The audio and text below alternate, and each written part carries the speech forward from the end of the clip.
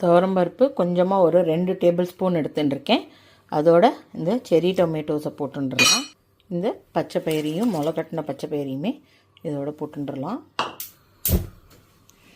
ஒரு 3-4 சவுண்டு விட்டு எடுத்துக்கலாம். தேவையான தேங்காய் கொப்பரை, அதுக்கப்புறமா சாம்பார் தூள் இருக்கேன்.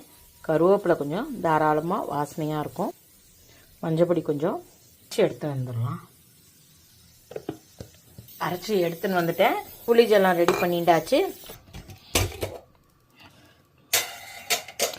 அப்பா பச்சை பயிறு, பருப்பு, அப்புறமா இதெல்லாமே நல்லா வெந்துடுத்து. புளிஜலம் ஆட் பண்ணிக்கலாம்.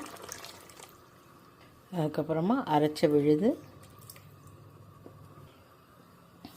உப்பு,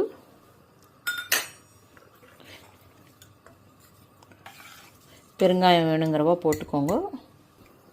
சரி, நல்லா லேசாக பபிள் வர ஆரம்பிச்சுடுத்து.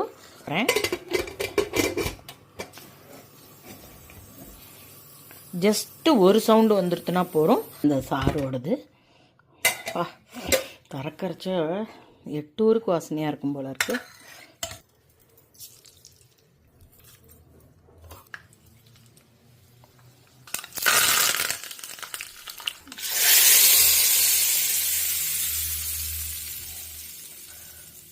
காலு சாறு வந்து ரெடி ஆகிடுது. இன்னைக்கு உண்டான தளிகை என்ன அப்படின்னு பார்த்தாக்கா, சுட சுட சாதம் பண்ணியிருக்க. ஊரில் வந்து காலு சாறுன்னு சொல்லுவா. வாழைக்காய் வந்து பொடி மாஸ் பண்ணியிருக்கேன். சேப்பங்கிழங்கு ரோஸ்ட்டு, தயிர்.